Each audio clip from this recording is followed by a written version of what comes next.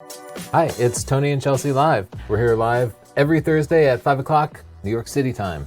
And this episode is brought to you by Squarespace. Squarespace is the easiest way to create a beautiful website, blog, or portfolio. Squarespace features an elegant interface, beautiful templates, and incredible 24/7 customer support. So you can try Squarespace today at squarespace.com/Tony. And there's some dropping fabric, which everybody likes. And you could use the coupon code portfolio for 10% off your entire purchase. They make awesome websites. They Today do. we're going to be looking at your pictures. We'll be looking at HDR pictures specifically. This was like a very controversial photo topic. What's controversial about HDR? Well, it's a lot of people hate it Yeah. because they think of that stereotypical, very overprocessed, obvious HDR.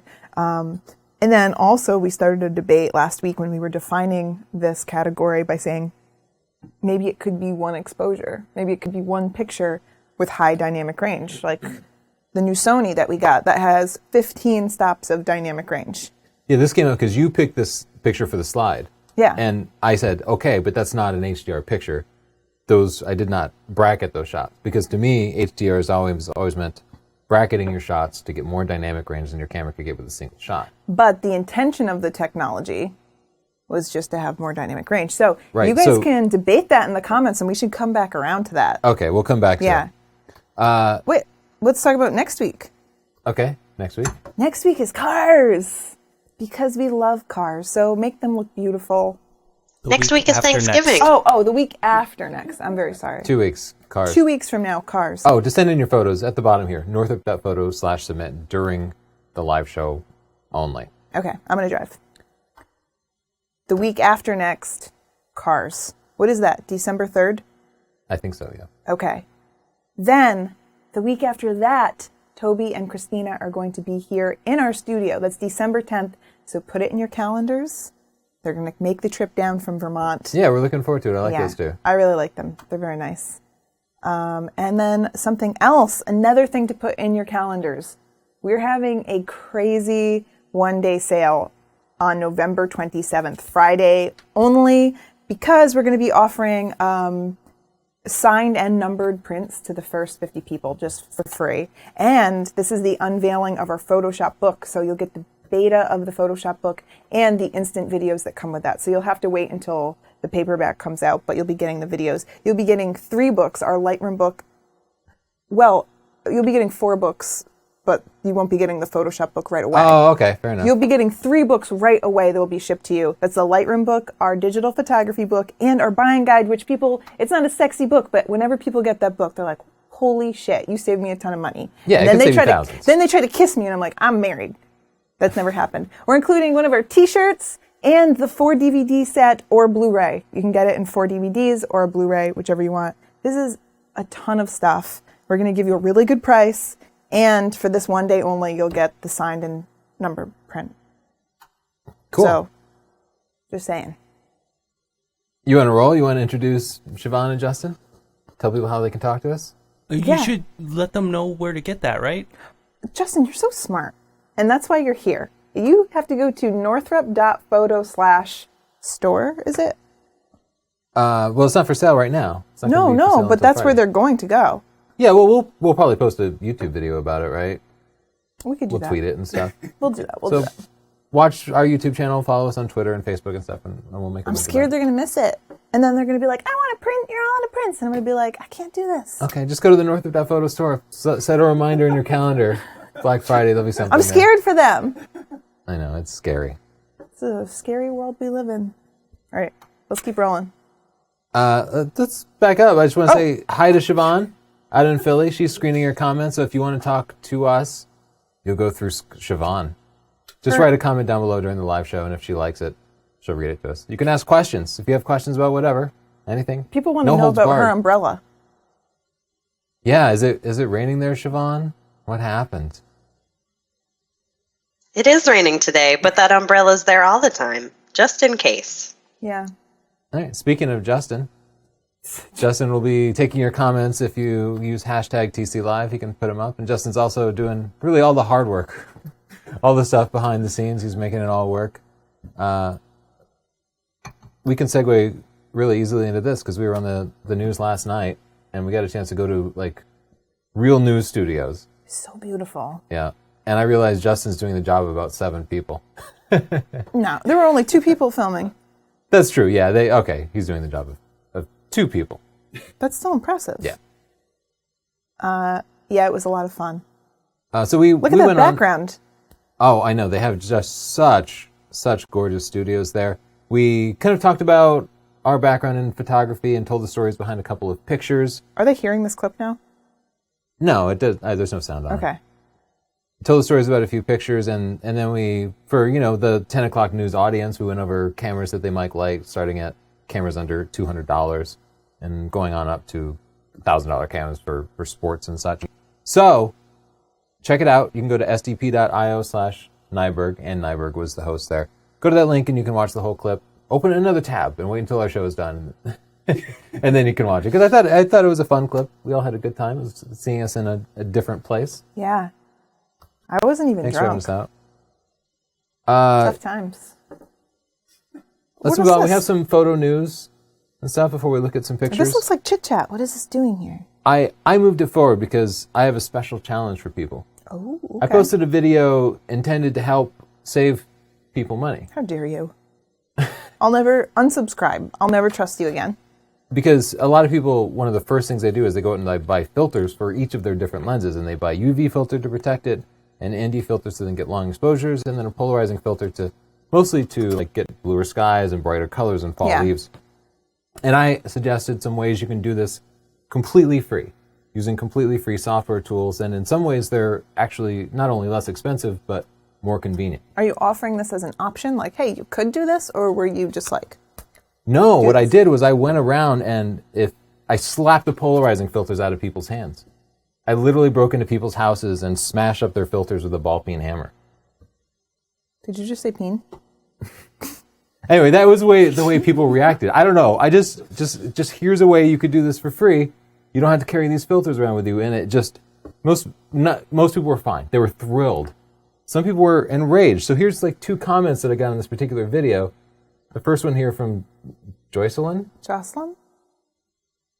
Amazing tips for the polarized filter. Thanks for taking your time for us. And then what did Joshua have to say about the very same video? Unsubscribe. I And guess that's how you the could say comments this went. video was polarizing. Tony, that's life. Sometimes you get a Jocelyn and sometimes you get a Joshua. But you can never just get all Jocelyn's. So here's a challenge. For What those is of it? you who found it was the polarizing section that really enraged people because as I pointed out in the video, polarizers do things you can't do in post. I specifically demonstrated that it cuts glare on water and cuts reflections, and you can't do that in post. But people were like just enraged. They're like, you can't do it in post. But my point was that I don't think everybody watches the whole video. Maybe I didn't even watch it. Yeah. Anyway, polarizers always make things unnatural because your eyes don't have polarizing filters. It's like a special effect. It's happening before your camera. It's not a post-processing. It's like pre-capture special effect. And my point was what I said in the video was I've used a polarizer for years because that's the way I was taught to shoot. And I found that whenever I shot a picture with and without the polarizer, I ended up liking the one without the polarizer. So it's a matter of taste. It is. But my challenge to people is to prove the value of a polarizing filter, I want you to send me 2 raw files. One taken with a polarizing filter and one without, just one after the other, and show me a scene that's good, a good shareable picture, not just an experimental picture where you're demonstrating how it works. I know how it works. I want to see a good picture that's made better with a polarizer where I can't replicate the changes. So send it to tony@northrop.org, 2 raw files, one with a polarizer and one without a polarizer. And I'll follow up and just go through the examples and show people just what the value of the polarizer is. Because I feel like the burden of proof here is on the polarizer. Like, they cost $80 to $120. So they better add some value to your pictures, right? And I, in my experience using it for years, in hindsight, I never found that they added much value. But I'm open to other photos. I just want to see people's examples. Okay. That's it. The polarizer challenge. That was interesting. big photo news. Nikon Wow. announced the development of the Nikon D5. This is the follow-up to the Nikon D4S, which is their top-end camera. It's like a $6,000 or $7,000 camera. It's what you see at the sidelines of, the Olympics Wow. and NFL games and stuff. But it's not a camera even portrait photographers generally use. It's more like photojournalists and like hardcore sports photographers. Like it has a ridiculous frame rate and stuff like that. Okay. But this is literally all the information they gave us about it. We can read the entire press release. Nikon Corporation is pleased to announce that it is developing the Nikon D5 digital SLR camera, which represents the next generation of professional Nikon FX format model. So did like 20 other news outlets repeat that same thing in a different way? Yes, everybody made a headline out of it, but they literally told us nothing about I think we all assumed they were working on another camera, right? Yeah. I assume they're working on the next version of the D810. They announced that they're developing it. Yes. Yeah, we figured. It's been a couple of years. I know you're probably working on another version. Like, why would they tell us this? Who cares? Like, let us know when you know how many megapixels. You don't know anything? You don't know the megapixels? Let's make stuff Does up it and have put it on 4K? those forums. That's pretty much what people have done. They try to make a news story out of it because not a lot is going on. I think they just wanted to get their foot in before the holidays because people are going to be buying cameras like crazy. Yeah. And they want to be like, just don't jump to Canon just yet. We got something coming. Don't buy that A7R2. Oh, you're right. And so people will hold off to be like, oh, I'm going to wait and see what the D5 is. Maybe it finally has 4K. But it's kind of a tease. Is this that cool little camera Justin was using today?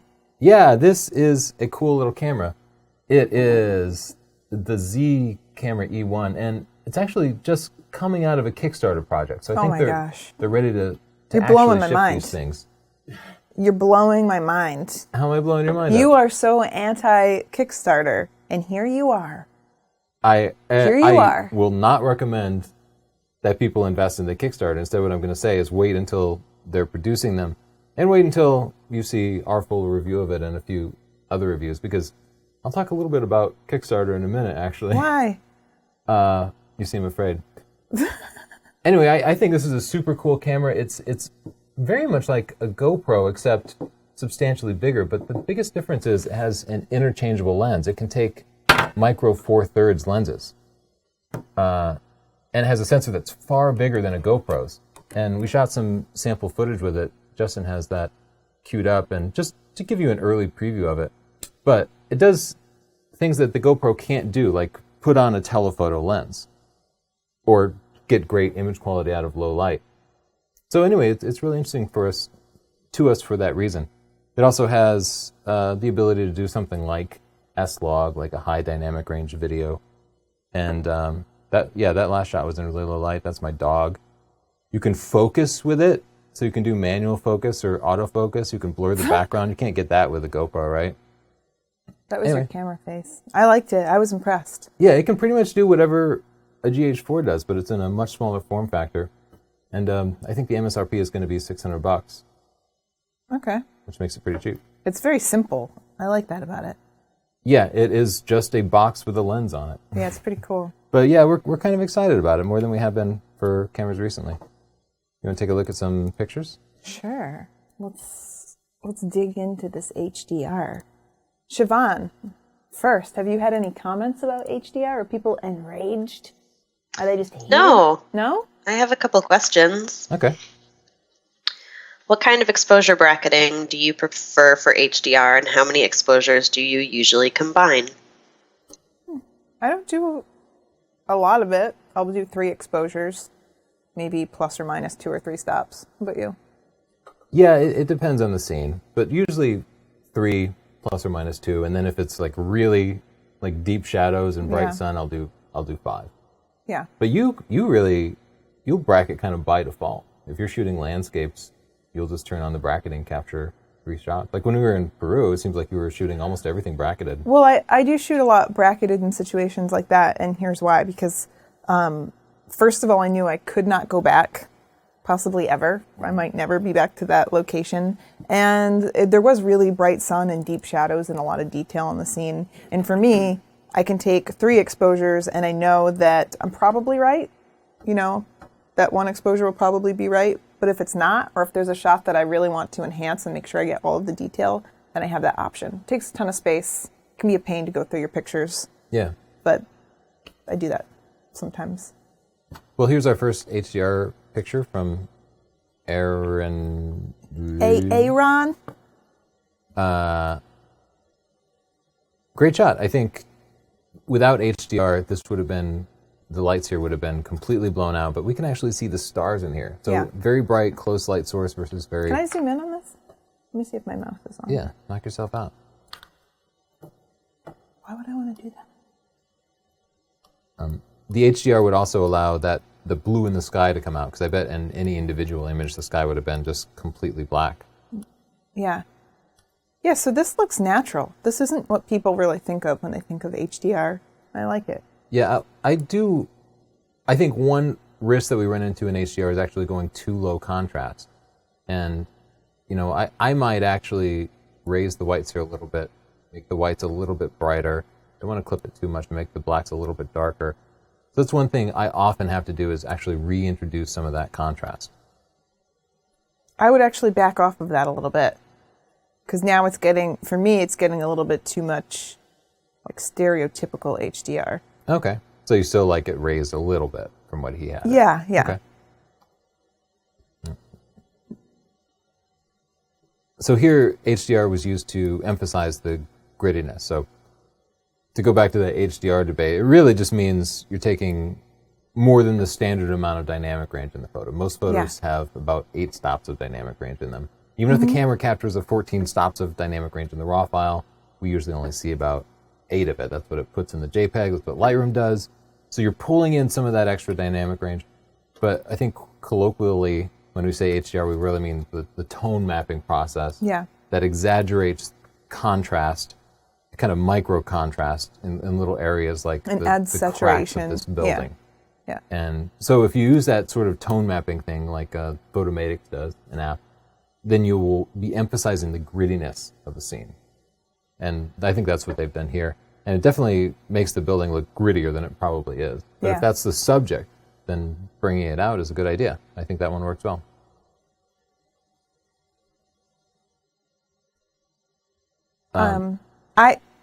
For me, there's a little bit too much muchiness in this picture. So maybe I'd do away with the tilt. I think that I would straighten it. I don't have room to straighten it now, but I just don't. Yeah, this picture has a Dutch tilt, which adds a little bit of movement to a picture. But yeah, you're saying overall it's a bit much, and especially with all this ground kind of in the lower left corner, like that's not interesting. But it really did bring out the colors. Yeah, but I'll say HDR in cars, I would only use it selectively, because what happened here is it brought out the grittiness in the car, and I think we want this car to be nice and shiny. But look at the way the door just looks like kind of dirty and grimy. Oh, I think that's oh, I see what you mean, because of that kind of like speckly look you can get in HDR. Yeah, it might just be reflecting the texture of the ground, but that probably isn't what any individual photo looked like. Yeah. In Chapter 11 of Stunning Digital Photography, it's all dedicated to HDR techniques, both natural and sort of artistic. Yeah. And one of the things I'll suggest is taking one of the original photos and layering it over your HDR creation to pull in any parts of the picture that look unnatural. So for something like the door there, where it no longer looks shiny and smooth, I'd pull in one of the original photos. And for me, I would pull it in and just make this background not really HDR. Because look, you're getting these you're getting highlights on this pole and extreme shadows and this plaque, and it's actually like bringing out the clutter in the background. And I think the background's really nice. I think it's a nice area. I think the truck is very cool. Yeah. But I'd probably de-emphasize the background and keep the focus on the car and the motorcycle. Okay, it's a good picture. Yeah, We're just kind of going on because this is the first time we've gone through HDR pictures, and let's get rid of that chromatic aberration. Yeah, I'm wondering if that's just chromatic aberration or if that's an artifact of the tone mapping that I went through.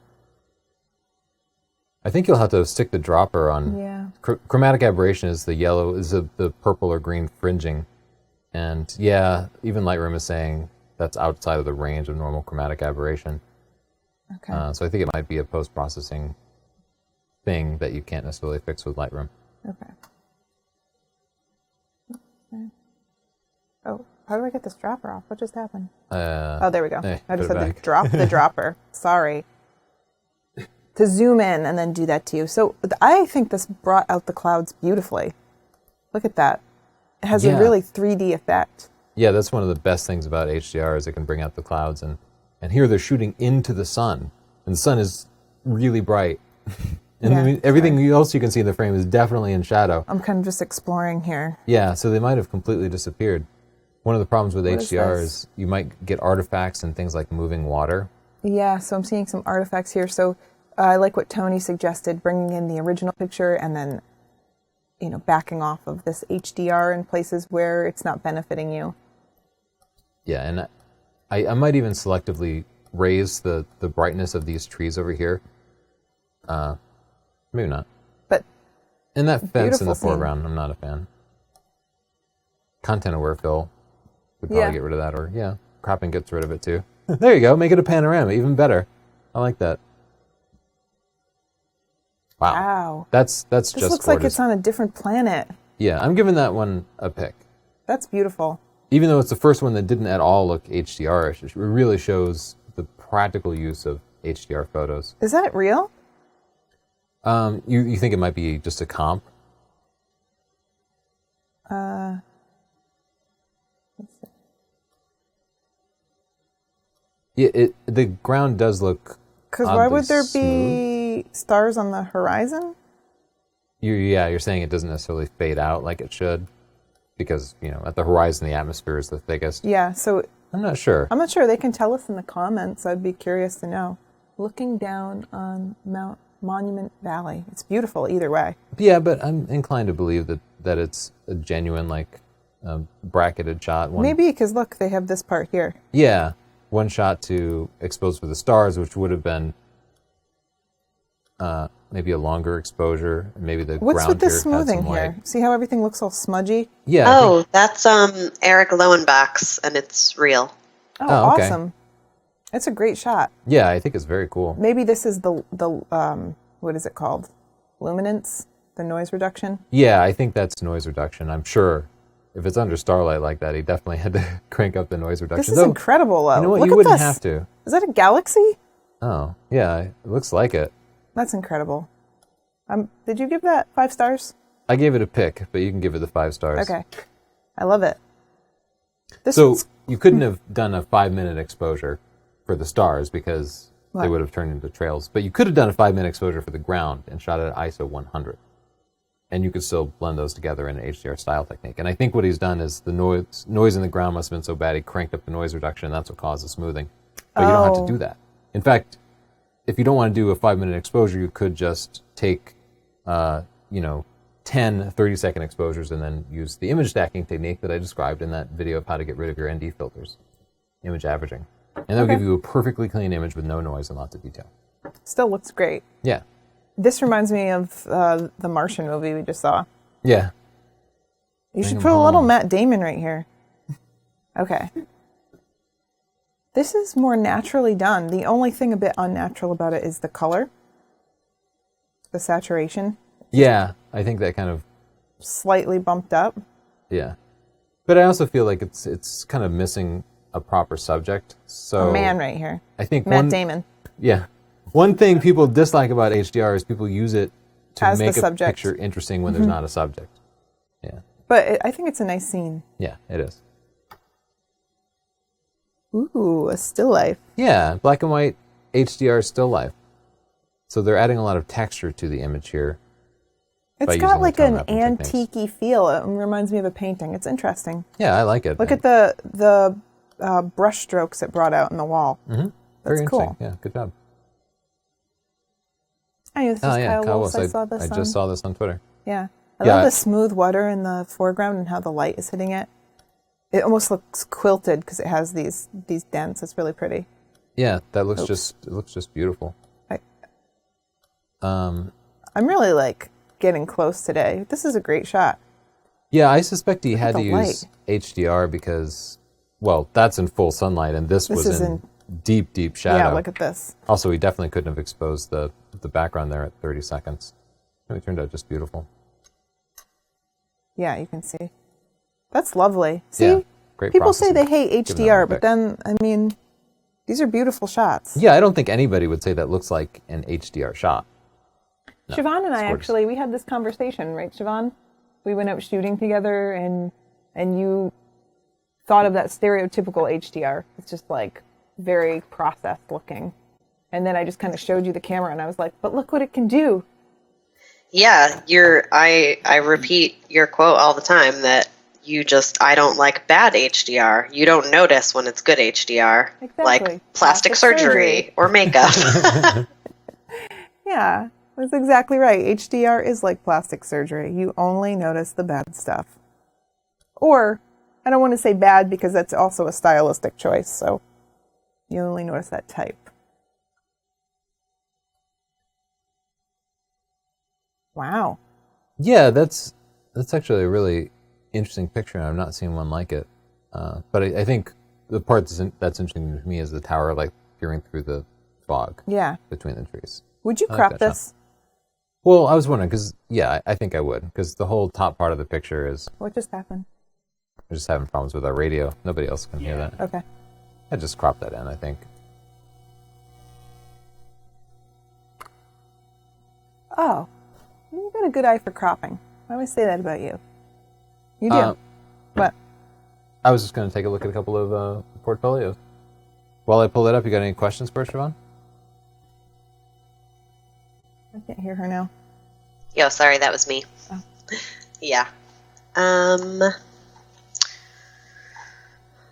Let's see. Here's a question from Kyle Wolf. He has a client who wants to buy a 16 by 24, but she wants him to change the clouds to be more vibrant and pink. I said sure, so I'm locked in. But in the future, do you think us photographers should always go by the customer is always right mentality? No. I think that's actually Siobhan answered it, too. I think it's tremendously rude to ask an artist. It's an artistic print, right? I mean, if it's a family photo and you're working for them, that's different than you presenting your art. You don't go to an art show and say, I like your painting, but could you do it differently? Like, that's very rude. But yeah, if so, like, if she... hey, Da Vinci, like, make Mona Lisa show a little teeth of that smile. Yeah. You know what I mean? Like, just give her, like, the old wink. Ah. Kind of like that. Yeah. Yeah, so in the future, I wouldn't change your artistic shots. If it's a client, if they're paying you to take pictures of their kids or their house or something like that, then you're their bee, honey. You gotta kind of do what they say. Let's look at Joe Kirby's portfolio. This is hosted on Squarespace, who happens to be our sponsor.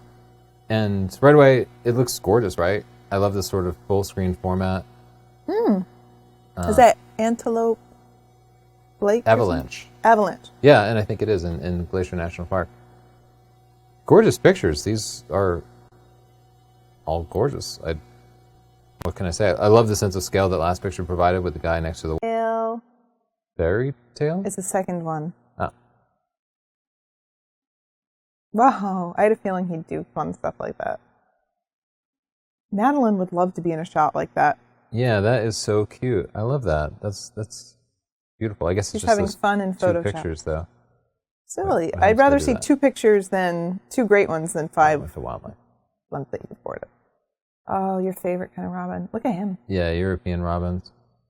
I would get rid of the duplicated pictures. I've never but seen a baby seagull. I just thought they came out like that and ate your french fries. Look at him. You're right. I've never seen a baby seagull. I know. Justin, have you ever seen a baby seagull? Actually, I know a little bit about this, and they have their, I think anyway, they have their hatchlings off on like islands, like off of the mainland. Oh. I just assumed they ate them like everything else. Well, he whole is just section like for all waterfalls. about rainbows and waterfalls. Where's this guy going? Is that Iceland? Oh, right. You're right. It is. He is just Yeah, what a beautiful magical spot man. that is. Joe, your portfolio is perfect. Joe. I mean, I had one little suggestion for you. There's That some one's got ghost. haloing going Yeah, on there. haloing. Yeah. Let's check his about. Let's see what he has in his shop. I hate the way Chrome does that. Every Squarespace site comes with a store. So you can sell one print by default, one item by default. Someone told me that their Squarespace was slow. Have you had that experience? No, I haven't either. Yeah, I think it's always been fast. I mean, slow and stuff can be so many different things. It can be your internet service provider, something in between. I forgot who it was, but what? He is magic. You called it. I know a magic man when I see one. Great portfolio, Joe. I wish we had actual constructive criticism for you, but I got nothing. But you could be my friend more. Yeah, we could just hang out and go to Iceland together or something. Yeah. Like, take us along next time. Yeah. Joe says about Squarespace. Squarespace sites are head and shoulders above the rest. I tried SmugMug and a few others, but Squarespace beats them all. All they need is some kind of lab integration. Great show, guys. Oh, lab integration, so you could get your prints automatically sent to Snapfish or something. Yeah, that'd be printing. cool. That actually would be really nice. Just buy a print and have it delivered automatically. Joe does it again. Well, they should write a note to the Care Bear layer, their 24-hour tech support, and I bet somebody there would drop in the suggestion box because they are always releasing new updates. It's so cool. It's like the apps on your phone. Like, you can all of a sudden get new updates that make the site work better. They add new features like the analytics that they added recently. Squarespace is the best. We host our portfolios there, and if you want your own awesome-looking portfolio like Joe's, you can go to squarespace.com/Tony and use the coupon code portfolio to get 10% off after your 14-day free trial. You did that without even using my crinkled up paper. I love your papers. What has that been through? Everything. Even though the paper's a year old, it looks like the Constitution's in better condition than that. Probably. Nicolas Cage could find secrets in there. No, he couldn't. Let's do chit chat. You want to jump right ahead to chit chat? Okay. I love chit chat. What's chit chat, Chels? Chit chat is the part of our show where we respond to your comments, and it's usually not useful for you at all. It's entertaining for me, and that's why I like it. Yeah. Wow. This is a book, but I'm going to read it. He said, I found myself cringing and almost looking away at 9 minutes and 54 seconds. That's when I'm scratching my lens. Because I'm one of those scratch pansies that's super careful with their lens. But then something strange began to happen. As you continued to beat your lens's ass, I began to laugh and feel an almost therapeutic relief, like Fight Club or something. I went from, oh, holy hell, to yes, yes, kick its ass, in less than a minute. Thanks. And then the look to the camera in the middle of the stabbing it with a stick, classic. I've got to quit being a scratch pansy. Good stuff. You changed a man. Don't be a scratch pansy. You made him a believer. That was cute. He says, my copy, you can read this one. My copy of the Sony 16 to 35 millimeter is tag sharp on my A7R II from center to edges. Don't make fun of him. He's like, I don't know. Dieter He's is Dutch or something. Holding a gun. I can't even say one word in another language. Okay. One can see pixel fine lines over all the whole image. Okay. He disagrees with you. Big surprise. What? Yeah, I assumed you put this comment in there, but... Wait, you didn't put this in? I don't know. Maybe I did and I forgot. It wasn't me. I don't care about that. He did say I had a bad copy. It came from Sony, who processed it through Lens Rentals, who checks everything out very carefully. It's also totally consistent with third-party testing. And I'll say, I made a joke about this in the video itself, saying somebody would say I had a bad copy because I get it every single time somebody else owns a lens. But you don't know if a lens is sharp unless you compare it side by side with something else. It's relative, so it will look sharp unless it's next to something sharper. Yeah, everything is sharp until you compare it to something else. It's like how I look pretty until I go to New York City. It's like that. Craig Noel, traditional DSLR? They are not traditional. I don't think you use manual mode much on your camera, do you? Leica users do. They actually know how to judge light and exposure without needing the matrix or multi-pattern metering in camera. Of course. Well, you know what? You're just a better human. So why don't you move along and let us never cross paths again? Yeah, we should all strive to be as great as Craig and all Leica users. Did you add that one? That one's funny. Oh, probably. I just wanted to make the point, Tony, I don't think you use manual mode much. Do you? Do you? The question mark at the end. I don't think you use manual mode. Do you? Well, like a user, do. Fess up. Dr. Dank. I don't know this man, but he's cool. Are these two dating? You know, we are. I mean, we're married, but we're also dating. That's true. It's just now we have a date night. Yeah, that's true. We're a little more lame. That's it. Bob said, while watching the video, I can't stop thinking about how Tony reminds me of the professor from Gilligan's Island. It's distracting. That's your problem now. You need to work on that. We've talked about this before, and now the public's saying it. Yeah, distracting people with All My Professor from Gilligan You Island. need to get it under control. That show was terrible, by the way. I loved it as a kid, but you got to go back and watch it. Oh my God, was that show bad? Well, our daughter made us watch the movie. Oh, And the you could movie see, is like, unfathomably bad. You could see the cameras reflected in the water, and Yeah, when they're out in the boat on the shore for the longest time, like there's like a 10-minute scene where he's paddling around in a boat. But you can see, the reflections in the water of the lights and the cameramen cameras and the piers and stuff. It's so funny. Just so cringeworthy. It was awesome. So look that movie up. Actually, I recommend it. That's it. Oh, I like when people tell you don't know how to do stuff. I like that too, actually. I find it pretty funny. Let's take a look at a few more pictures, and then we'll go back to some more questions, look at another portfolio, and there's more photo news. Lacking a focal point, and they kind of... But if... Yeah. Come here. All right. Come here. Come on. So cute. Come on. I think we're live again. Sorry, there was a little bit of a glitch there. Oh. Thanks for your patience. There was? Just kidding. All right, we have to go back to that last one because we were talking about it. We decided that you need a focal point. Yeah, I'm sure it's more visually interesting than it was prior to the project. I love... This has a focal point. It has those little people there for scale. The rainbow umbrella is just perfect. I'm giving that one a pick. And what's with all those waterfalls? How many waterfalls are there? They've got... This must be a comp, right? Yosemite Falls. Is there really a place like this? But what about all this? It has trees that go to heaven and waterfalls from God? I don't know. I've never seen this angle before. And this is real. See her looking up. She's like, this is God's country. That's what everybody says when you go there. Yeah. I'm giving that one a pick. How can I not? That's Wait, but there's... So what? I have to improve. Okay. Oh, yeah. You do want that waterfall to be nice and bright. Oh, you got some whites in there. Yeah, I mean, it's not need for a I lot liked of it. detail. Okay. Okay, people Okay. are sure are freaking out right now because this is really tone mapped. The This tone is- mapping here is very heavy. But also it's missing a subject. There's not a focal point. But all you see is the tone map. they have a foreground, a middle ground, a background, you have an interesting sky.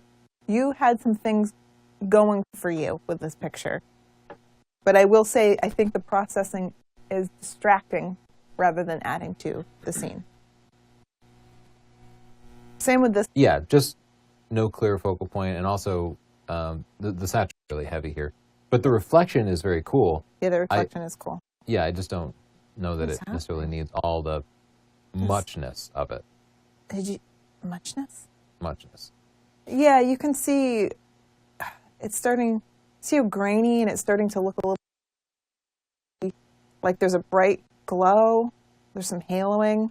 Yeah, that's a good sign when you should back off, is when you start to see that halo. That was definitely in style for a while, and if you like that, that's your artistic vision, go for it. You go for But it. I think nowadays when people don't like HDR, it's because of the halo. Yes, you can see.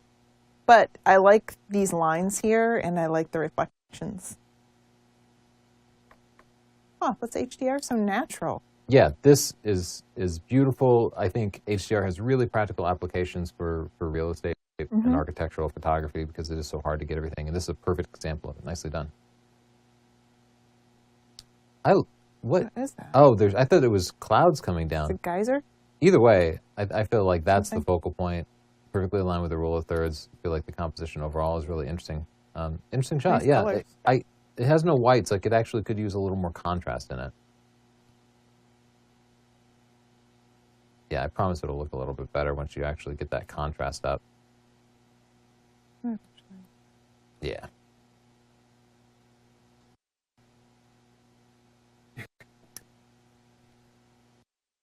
The Great Color Caper. Harley Davidson Museum. That's fun. Yeah, it's definitely bright and colorful. I feel like I don't know enough about the subject. Maybe it's just that the van is colorful. Yeah.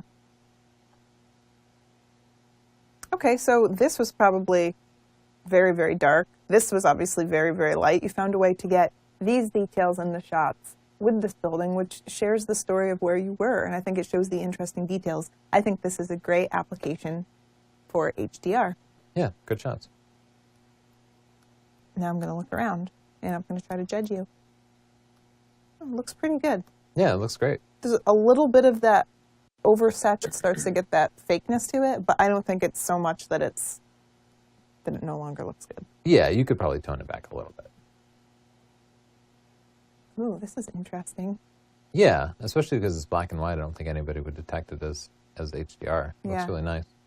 I'm surprised assuming they actually bracketed the shots, I'm surprised they got the water to look as natural as it does. Yeah, it's cool.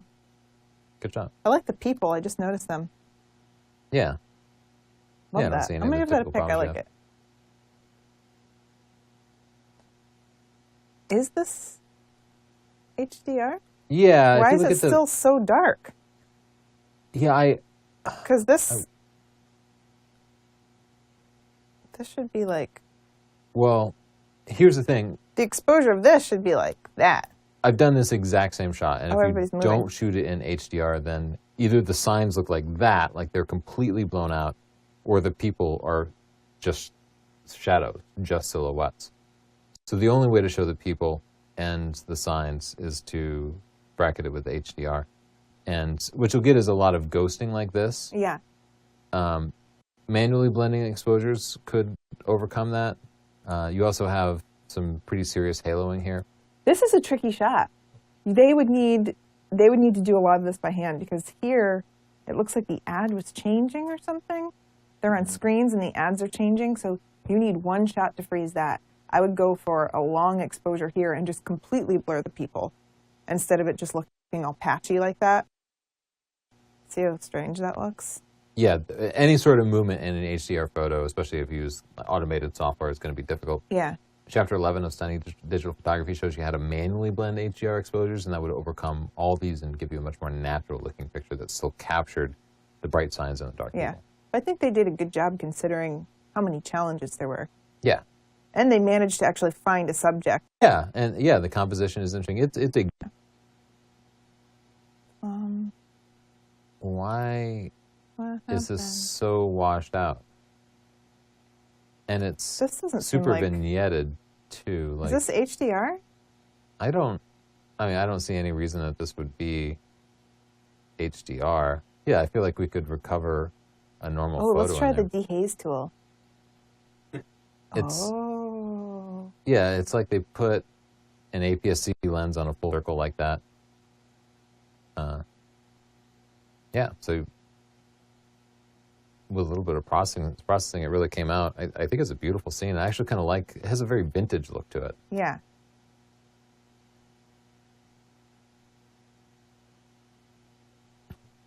Cool. It was interesting before, that washed out processing. So there's a story behind this, but it doesn't look HDR. Yeah, I don't know. Because it was so washed out, but maybe they added that after.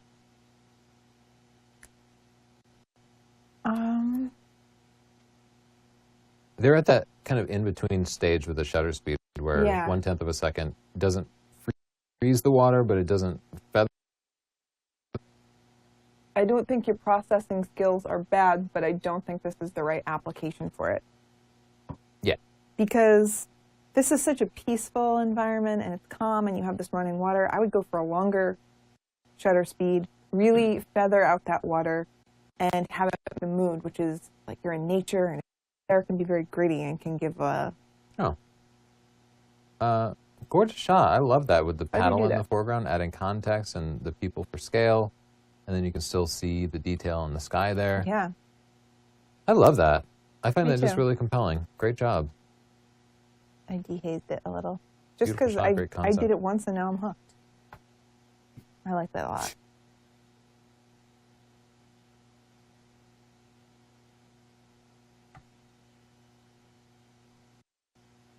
You know, I don't know if this shot needed HDR, but I will say whenever I shoot night in a city, I pretty much bracket my shots. And sometimes I go back and blend them with HDR techniques, and sometimes I don't.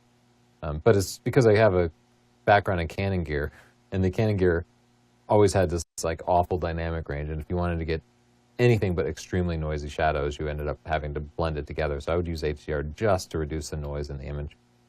I like your processing on that a lot. Just Chels. a little bit brighter. Sometimes when your tape has to be dark, but you can make it pretty bright, and it's still evident that it's nighttime.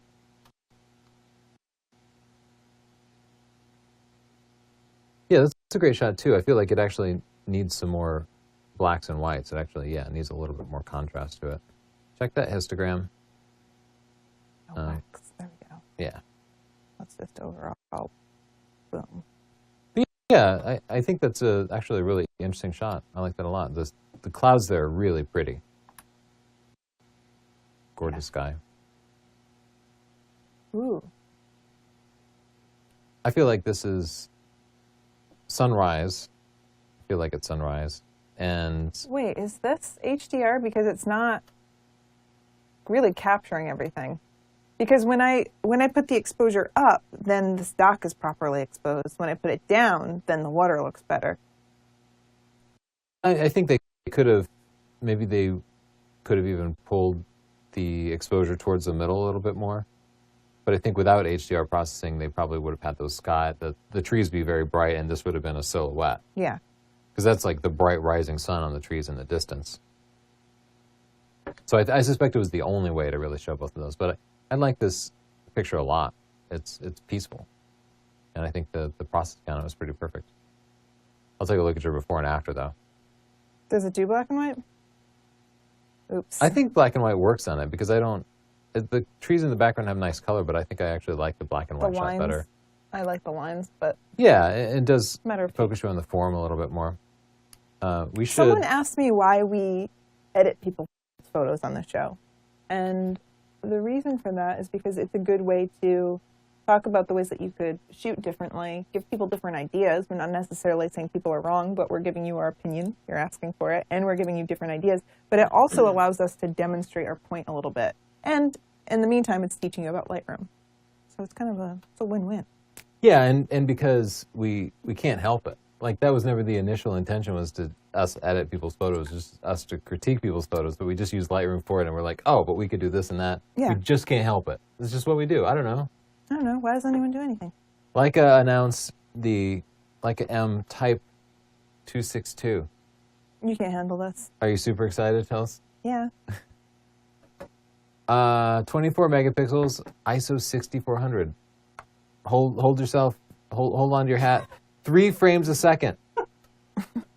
Or you can do a shutter cocking, like with a film camera. Yeah, you're going to be doing some... Never mind. And the shutter cocking supposedly allows you to control the sound of the shutter a little bit more. Yeah.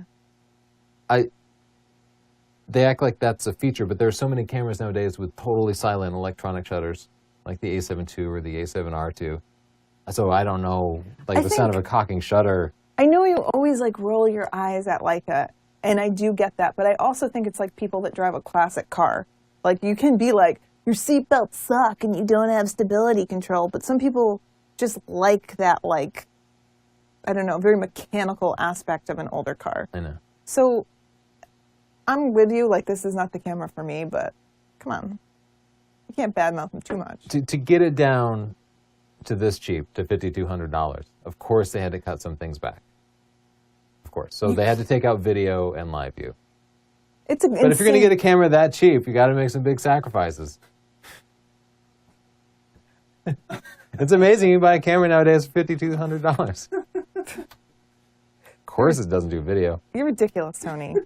Let's take some Polaroid pictures. We have a couple of Polaroid cameras in here. This is the Fujifilm Instamax Mini 70, and you have the Polaroid Snap. Of all the cameras that keep putting the cap on, this is the one. I see you doing it. Are you crazy? Well, it's kind of a cool thing. I don't get this at all. The shutter button is in a really weird place. But the Fuji here is more like an actual Polaroid in that there's a chemical process going on. So as I take the picture, you can see it's got Wait, can you ink, look at this? or, you know, there's a chemical process going on. The light actually reacted with it. And so as I hold on to this, Mine sings like a little robot. Does that mean the picture was taken? I'm not sure. Is it worrying or anything? No. Try it again. I'm worrying that it's not going to work. Take another picture with it, see if it works. Yeah, hit the big red button. That's what I've been doing.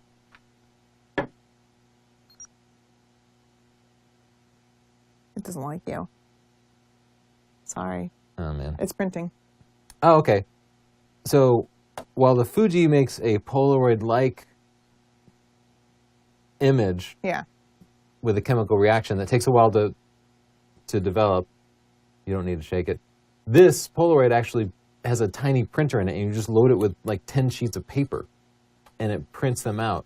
They both have the same result. The Fuji Instax here actually makes smaller images. Oh, you can choose like the colors. Like you can do black and white or... Yeah, sepia tone. So the image I made of you earlier, I had it set to sepia, so it's a little faded looking. And hopefully you had that one set to... Oh, you had it set to black and white. So you can choose a faded look, a black and white look, or How much full are these? bright color. That goes for $100, and the Fujifilm goes for like $70. We have links here if you want to check them out. I just thought they'd be they're really excited cool too. Christmas Stocking gifts. stuffers? That's an expensive stocking It is an stuffer. expensive stocking stuffer. I'm for the Polaroid Snap of these two. So you're because- going to go from making fun of the useless Leica to loving this useless little thing? Oh, the Leica's $5,200. This is $100. $100? And Polaroids are so much fun. You know how Don't many think it's French so fries fun? I could buy for that? It's so fun to get an actual print of your picture. Oh, Chelsea, you blew it. You should read a book about it. Like, learn what you're doing. I like the Polaroid because it prints out a picture, but it also records the picture. Can I to just tell you some an advice that SD I've card. heard? When you're driving a Ferrari, you know what I'm saying, Tony? Yeah, you know how Polaroid Snap users are just known for being snobs. With their blue cameras. I'm just saying. You have to have your name brands. Anyway, I think Polaroids are super fun. You could give that to people at a wedding or give it to your kids and let them go take pictures, and then you'll have a copy of the pictures so you can kind of remember it forever. We talk a lot about Kickstarter projects and warn people that when you buy something from a Kickstarter project, you're not buying something, you're making an extremely risky investment. One of the drones that people were bugging me about, I don't know, 6 or 9 months ago was this Xana, which was a little selfie drone. And Justin has some clips of it. But the idea was you could just toss it in the air, and it would fly out and take a selfie of you, and then that selfie would be on your phone. So you could just get pictures of you looking awesome, but it wouldn't be at like arm's length. And I actually think we will see this work at some point. But this was the biggest Kickstarter project ever in Europe. They pulled in $3.6 million in investor money. Europeans love selfie sticks. And can I tell you something, what I'm inventing as a response to this? What's that? Selfie bats. Throw a little bat and you just hit these things out of the air. You can send them flying. Your friends will like you. Your neighbors will clap. Well, I have bad news for you. Your invention will not take off because Zano here did not take off. Oh. They failed. They decided to make something really difficult to make, and they couldn't figure it out with the amount of money that they had. So now they're liquidating, and if you invested, you probably will never get a tiny little flying drone any of your money back. I'll never get to hit one with a bat. So just be careful if you're investing in Kickstarter. I love that we can now crowdfund things, and lots of small businesses can take off because of this, but at the same time, there's no guarantee. You have no way to assess whether It's these not people are going to be able even to make it. small businesses anymore. It's a lot of people that already have money and just think, we can do this for free now by just getting other people to pay for it. Yeah, exactly. There was another big Kickstarter project where they made this awesome gas-powered cooler. And you could like fire up the engine. And they just didn't figure out, they sold millions of dollars worth of this product, but then they didn't figure out the supply chain problems, which is something that happens to a lot of businesses, but especially new businesses. One of the worst things now they that can can't sell happen to them. a business, which I know from being in business and from watching Shark Tank all of the time, is that you can grow too fast. And then you don't have room to grow before you're too big and will easily fail. So in the beginning, when we were shipping books, we were having a hard time, and our shipping was so expensive, we could have never supported the business off of that. We were losing a ton of books, and if we had had a ton of investors and had bought 100,000 books in that print run, we would have gone under, but we were small. So we could deal with these little mistakes on a small scale and then grow. Yeah, remember That's how okay. we used to use the United States Postal Service and they would lose 1 out of 3 books? Yes, and then they'd be like, oh, send us a form. And then we would, and they'd just be like... That's going to be on Twitter soon. Yeah, well, I learned that from that lady last time. That's okay to do. That's what fighters do. Reuters is a big news agency, and they recently changed their policy for photographers. Now they want all their photographers to submit only original JPEG images from their cameras. So they could shoot RAW if they wanted, they could shoot RAW plus JPEG, but Reuters doesn't ever want to see that RAW file or anything derived from the RAW file. You can only send them original JPEG files, perhaps with a little bit of levels or contrast. Wait, what is Reuters? They're a big news agency. Oh. Kind of like Associated Press. Oh, okay. That makes sense. Why? Because you could Photoshop pictures that the news is going to use. But why outlaw RAWs? Oh. I don't know, actually. I couldn't figure it out either. It actually seems to me like the RAWs are more difficult to edit, and the RAW... And because of that, if your JPEG file was called into question, you could go back to the original RAW and say, look, this is the original RAW. I mean, they're not secure. You could theoretically edit a RAW file, but it's much more difficult than a JPEG file. Also, cameras do the processing on the JPEG file, and a lot of cameras will allow you to apply a special effect, like increasing the contrast, which might make a scene seem dirtier and grittier than it actually was. Tony, you could invent something to make pictures real again. Some way to, do picture security. That actually exists, and there are some specialized cameras. Canon and Nikon have made cameras specifically for crime scene photographers, forensic photographers, where the camera itself will make a digital signature on the image, guaranteeing that it hasn't been modified since the camera took it. Cool. Or you could make a Polaroid. They should require that for journalistic photographers. Yeah, why not? I don't know. It seems like it'd be so easy to do, is add a little digital signature to the file. Yeah. I guess this That was wraps Justin. up most stuff. Let's take a look at another Squarespace portfolio before we sign out. Let me see if we got anything new in here. It's over already? Oh, it is. We had a crazy day. We started late. Our feed dropped.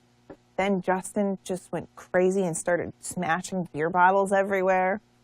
Yeah, when Justin loses his temper, man. Yeah, he you don't goes want on to a see it. You rampage. don't want to see it, guys. Great. Mike, let's see. I like What's his first picture. tagline there, Chelsea? I don't have my reading glasses. Oh, it's nice.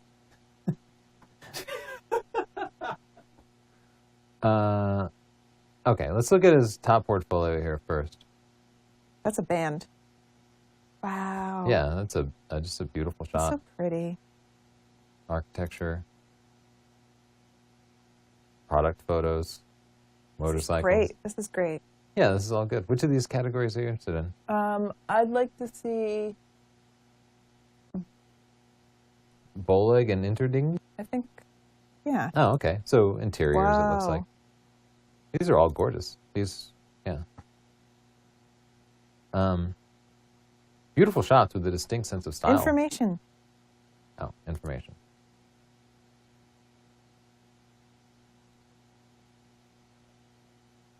I'll just assume this isn't loading because us. Headshots. So these all have a pretty consistent style. Whoa. They're all pretty tight headshots, nice clean backgrounds, great expressions out of everybody. I don't like. Is she supposed to be stretching her face? Yeah, Oh, it's a shadow. yeah, but I agree. There's something that immediately struck me about that shadow. It just, I just don't know. It looks like she's smushing her face up. Yeah, I guess it is just a shadow, but the shadow itself is distracting there and could probably be cleaned up with a little bit, like an hour of post. It could take a little bit to really get that good. But I think all these shots are really strong. Let's go back to Bolig and... Oh, no, we looked at that already. You want to look at information. Oh, I understood one of those words. Oh, okay. This is what I wanted to say. Hold on, can we do this? So this says, my name is Mick. Wait. There we go. Oh. Okay. I figured he was from Copenhagen because that design was just beautiful. Commercial photography. Cool. Yeah, Nice. I can tell he's a commercial photographer. Everything is just so clean. Mm-hmm. Yeah, I love that about his style.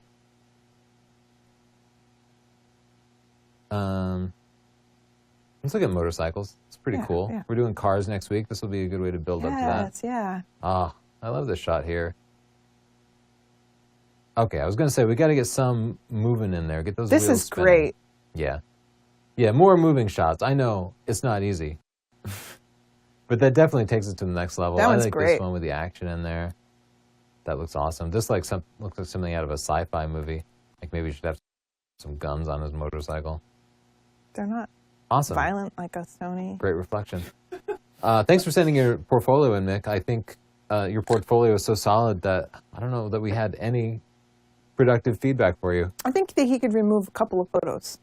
Oh, you thought a few things just thinned the herd a little bit? Yeah. Okay. Mick says, I actually tried Squarespace after hearing about it from you guys. I love Squarespace, and it has never been easier for me to create and edit my portfolio. And I love not having to spend so much time administering my website. Thanks for sending it in. If you liked the way his portfolio looked, you can get your own portfolio at squarespace.com/Tony. Get a 14-day free trial there, and if you decide to sign up, give me your credit card number and the coupon code portfolio for 10% off. I love my Squarespace portfolio. I do too.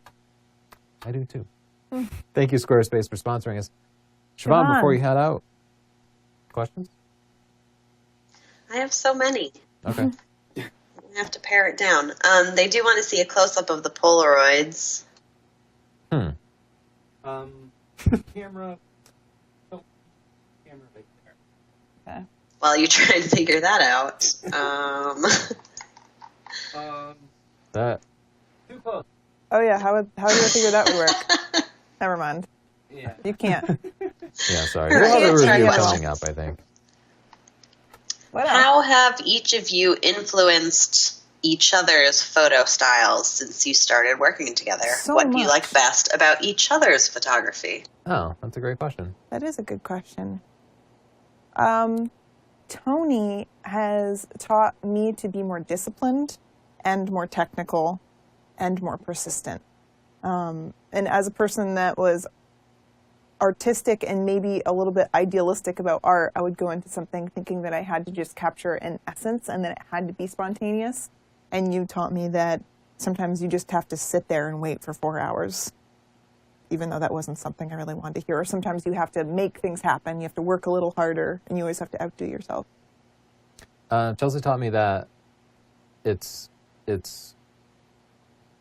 sometimes it's the emotion and the feel of a photo that really counts and not the technical qualities of it. So like your work in multiple exposures and even the abstract photography that you've done, I've learned so much from just seeing that type of beautiful work and realizing that technically there's nothing to achieve there, but you can convey that sort of emotion and that can count for far more. You know what else my ADD taught you?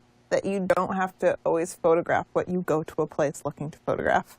Because we would always go out to photograph osprey, and if they weren't there, then you and Chris would just sit there looking for osprey, and I'd be like, there's flowers over there. Yeah, Sometimes that's you a just good got to point. do something Just else. improvise. Yeah.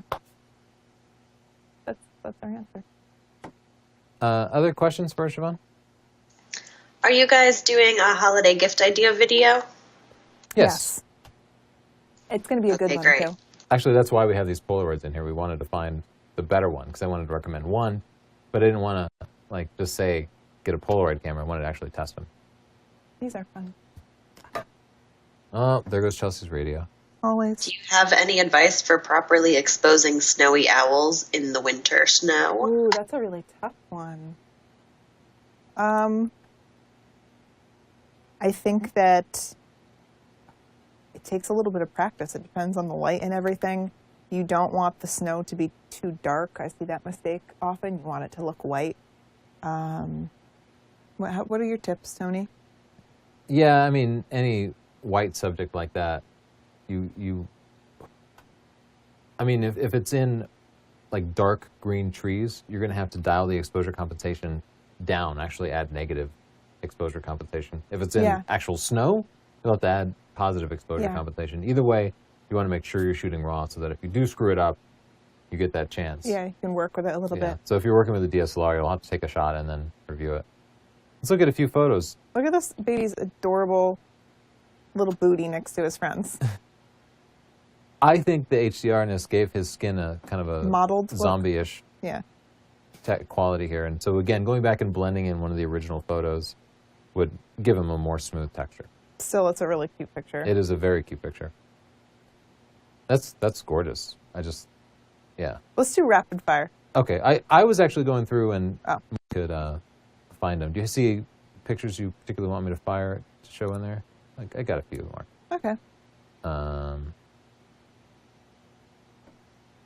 Nice light. Is that HDR? Yeah, I think it is. And I actually might tone it back on the sky a little bit. Yeah. And look at all that noise in the sky. That's so easy to remove. Just select it as a layer in Photoshop and mask that out. But I think it's a beautiful shot. If anything, it could use more whites and blacks because it doesn't have any whites or blacks in there. Set a little bit more contrast. Give it some pop. Oh.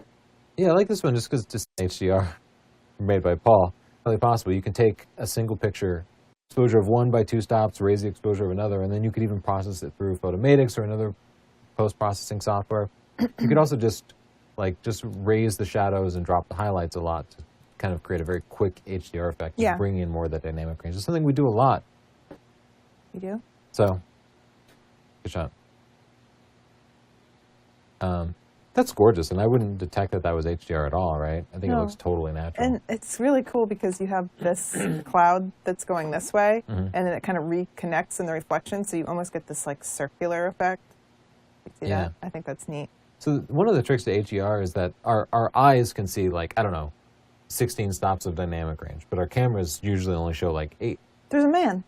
So I'm sorry to interrupt. Yeah. What were you saying? So one of the things you use HDR for is just showing us what a scene actually looks like to your eye. And I think that's what he's done here. I think this is the way it looked to his eye, but it's not the way his camera captured it by default. We're fighting each other here accidentally. This is a shot where HDR is almost used like an Instagram filter, so it's used to add a lot of texture and interest to it. But I think the picture overall is really interesting. I love the surfers down below. The lines of her pose are really nice. Just watching those surfers. Yeah, and it's got some haloing in there, but I don't mind it for the style of the photo. Wow. That's nice. I like the colors that they managed to get, even though it's at night. Yeah, Really beautiful. I think I still want to add some contrast to this, though. Don't you think? No. No? I'll cover those highlights a little bit. No. Chelsea disagrees. One of the things you have to look out for with HDR is not having enough contrast, because it can remove it all. I just thought the thumbnail of this picture was interesting, and it caught my eye. There might be a bit much actual texture in it. You might want to tone it back a little bit, because I think the composition and everything about it is interesting. But yeah, it's getting really gritty. I don't know if that's consistent with the mood. That's it. Okay. You want to toss it back to Siobhan, see if she has anything else, or you just want to get out? Well, everything's about to die on me here, but let's get one more question, Siobhan. Okay. What are each of your favorite photos that you have taken? Tony, you go first. Oh, it's so hard, but my first thought is the panorama that I made in Peru while we were there. Let's see. It's the first picture of my portfolio. Because, I don't know, I just like that photo a lot. It's got this little guy here that provides a sense of scale for it. It's got a little guy. It's got a guy. That's actually Matt Damon. It's got Matt Damon there. I had to put a ton of post-processing in it because it was shot with an A7R II, and though I didn't shoot HDR, the deep shadows here, this would all just be silhouette that's in black because I'm shooting into the sun there. So I had to process it. It was made from like 16 photos, so it ended up being like 180 megapixels. I have a print of this, like a 23-inch, 27-inch wide panorama in the office now, and I'm just really happy with the print, the way the print turned out. Oh, you put the old version on your site. Oh, I did put the wrong version. Shoot, I reprocessed that. That was dumb. I like my llama picture. I have a picture of a really cute baby llama. Yeah, I would have guessed that was your favorite picture. Anything else before we head out? No. Okay. Siobhan, thank you for helping us read the comments and for calling through those pictures. And Justin, as always, thank you for being in the technical trenches. We appreciate it. Thanks, guys. We'll see you next week. Don't forget, we're not up next week. Oh, we won't be here next week. See you in 2 weeks. Happy Thanksgiving, Americans. Happy Thursday. And Europeans, just have a turkey sandwich and think of me. Bye. Bye, guys. That is all.